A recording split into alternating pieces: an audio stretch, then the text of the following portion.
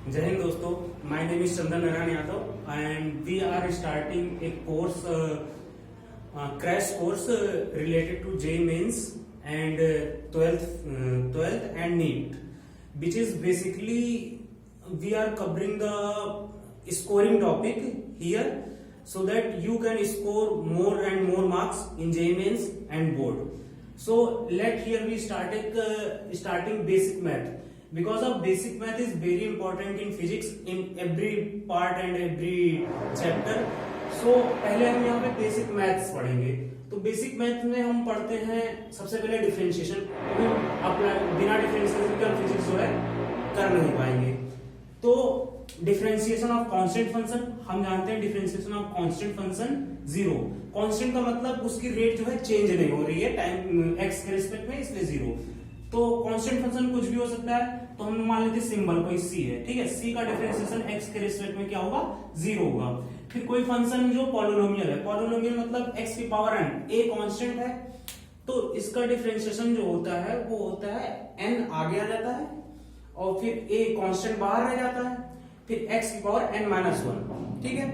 ये जो है हमारा पॉलिनोमियल का डिफरेंशिएशन है। कुछ बच्चे कंफ्यूज होते हैं कि जब पावर एन माइनस वन आ जाता है, जो तेज होते हैं वो कर लेते हैं, लेकिन जो कमजोर रहते हैं वो कंफ्यूज रहते हैं। कंफ्यूजन नहीं है, यहाँ पे आप जो है इसी फॉर्मूले में यहाँ पे x की पावर माइनस वन हो जाएगी। अगर आप इसको लिखेंगे तो ये लिखेंगे x की पावर माइनस एन, फिर इसको इस फॉर्मूले में अगर अप्लाई करेंगे तो n जो है आगे आ जाएगा, माइनस एन आगे आ जाएगा और एक पावर कम हो जाएगी, तो x की power minus n minus one, तो ये बन जाएगा माइनस एन एक्स की पावर एन को माइनस वन कॉमन कर, माइनस कॉमन कर लिया, n प्लस वन हो जाएगा, ठीक है।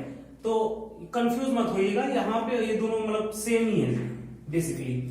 फिर डिफरेंशिएशन का जो मतलब होता है कि चेंज ऑफ फंक्शन, जो भी फंक्शन है, कांस्टेंट फंक्शन हो सकता है, पॉलिनोमियल हो सकता है, कुछ भी हो सकता है, वो विथ रिस्पेक्ट टू एक्स के साथ कैसे वो चेंज हो रहा है।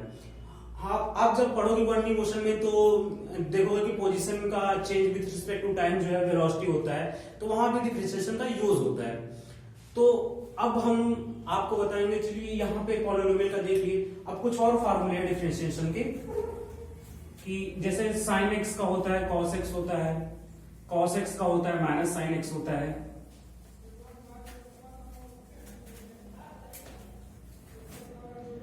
तो यहाँ पे हम देखेंगे कि differentiation of D by d x of sine x, sine x का जो हो जाएगा कॉस एक्स हो जाता है, ठीक है। Differentiation of cos x minus sine x हो जाएगा, ठीक है। And differentiation of ten x का सेक स्क्वायर एक्स हो जाता है, ठीक है।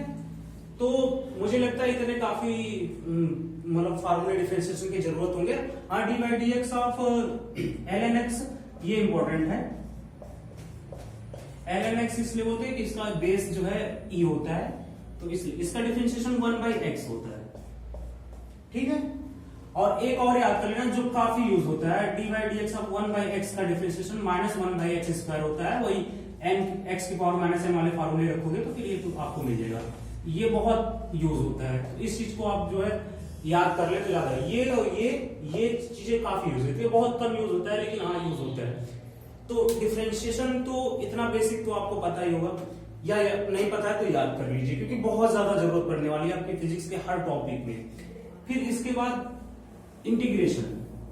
अच्छा, डिफरेंशिएशन किसी पर्टिकुलर पॉइंट पे किसी फंक्शन का उसका स्लोप भी होता है। स्लोप मतलब वो एक्स एक्सिस से कितना एंगल बना रहा है पॉजिटिव डायरेक्शन में। डिफरेंशिएशन ये भी शो करता है, तो वो बाद में बता देंगे हम, जब आगे टॉपिक में आएगा तो हम बता देंगे। इंटीग्रेशन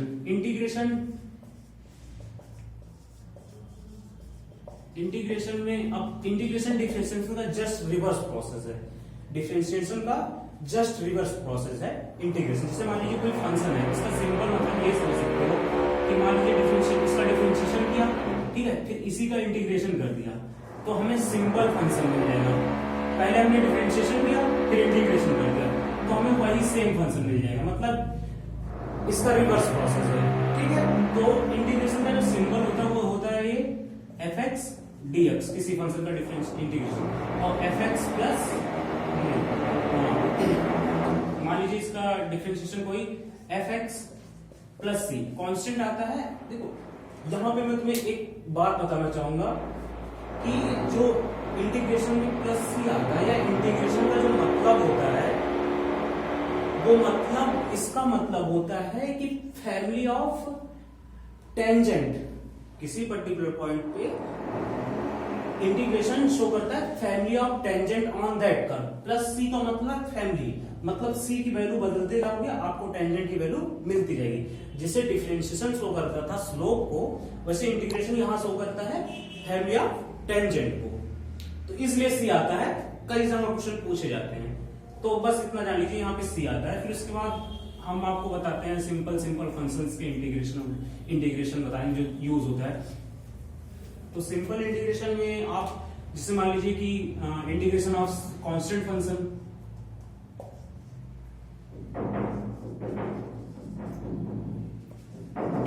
dx सिंबल है, ये सिंबल है। तो फिर यहां से आप यहां पे मान लीजिए c और x प्लस सी, कैपिटल सी मान लेते हैं, यहाँ पे स्मॉल c1 मान लेते हैं, ठीक है। कांस्टेंट आएगा, कांस्टेंट का मतलब तुम्हें अभी जस्ट बिफोर पहले बताया था तुम्हें। तो जैसे यहाँ पे x की पावर n का है इंटीग्रेशन, यहाँ पे होगा x की power n plus 1 upon n plus 1 plus c बताया था मतलब। अब यहाँ पे x की पावर माइनस n का भी बता देते हैं क्योंकि बच्चे कंफ्यूज होते हैं, इसलिए मैं बता रहा हूं। तो x की पावर n है, माइनस n है, प्लस 1 करना है, प्लस 1 कर दिया। फिर नीचे क्या है माइनस n, क्योंकि यहाँ पे माइनस n है, प्लस 1 कर दिया और प्लस c, ये हो गया। इसका इंटीग्रेशन 1/x का, 1/x का इंटीग्रेशन क्या होगा, ln x होता है। ये इंपॉर्टेंट है, ln x प्लस सी, क्योंकि आप इस फार्मूले में रखोगे तो अभी मैं यहाँ पे दिखा दे रहा हूँ कि कैसे ऐसा इस फार्मूले में रखोगे तो क्यों गड़बड़ हो जाता है वहां पे। इसे यहाँ पे आप रखोगे कि यहाँ पे रखोगे n इक्वल टू -1, अगर इसको देखोगे तो ये -1 है ना। तो यहाँ पे इंटीग्रेशन कितना होता है, x -1 n plus 1 upon n plus 1 होता है। तो x का -1 रखो, x -1 प्लस 1 प्लस 1, यहाँ पे 0 बन रहा है, ये भी 0 बन रहा है, ये भी 0, x की पावर 0/0, ये अनडिफाइंड है। तो यहाँ पे ln x होता है, ठीक है, डिफाइन होता है ln x होता है। ये बात ध्यान रखना कि नहीं तो गड़बड़ी कर दोगे तुम लोग। फिर इसके बाद साइन x का, जैसे हमने डिफरेंशिएशन पढ़ा था ना, डिफरेंशिएशन पढ़ा था साइन x का क्या होता है, cos x। तो cos x का इंटीग्रेशन क्या होगा, साइन x। तो integration of cos x sine x plus c, integration of sine x minus cos x plus c, ठीक है। यहां तक समझ में आएगा। तो ये इंटीग्रेशन है, इंटीग्रेशन भी इतना काफी है और यूज होगा तो हम बताएंगे। अब इसके बाद आती है ज्योमेट्री, जो इक्वेशन ऑफ स्ट्रेट लाइन ना, मतलब कर्व की इक्वेशन तुम्हें जानना बहुत जरूरी है, क्योंकि थर्मोडायनेमिक्स में तुम्हें यूज होगा। आपको जो है जब इलेक्ट्रिक फील्ड पढ़ोगे तब यूज होगा, मैग्नेटिक फील्ड पढ़ोगे तब यूज होगा। तो बेसिकली 4 कर्व हैं, एक स्ट्रेट लाइन है, एक पैराबोला है और एक इलिप्स है, एक सर्कल है। ये 4 कर्व तुमके काफी यूज होंगे। तो हम बता देते हैं कि पहला हम शुरू करते हैं स्ट्रेट लाइन का। तो कोई भी line ax plus by plus c के फॉर्म में लिखी जा सकती है, ठीक है। ax plus by plus c equal to 0, ये किसी भी जनरल लाइन की इक्वेशन होती है, लेकिन हम ये नहीं पढ़ेंगे। हम जो पढ़ेंगे वो y बराबर mx प्लस c का फॉर्म। ये मुझे बहुत सिंपल फॉर्म लगता है, क्योंकि इसको भी तुम किसी भी लाइन इक्वेशन को इस फॉर्म में किसी फॉर्म में तुम रिड्यूस कर सकते हो। तो हम ये वाला बेसिकली पढ़ेंगे, इसका जरूरत नहीं है। कोई भी लाइन हो उसको हम y बराबर mx प्लस c के फॉर्म में दिखा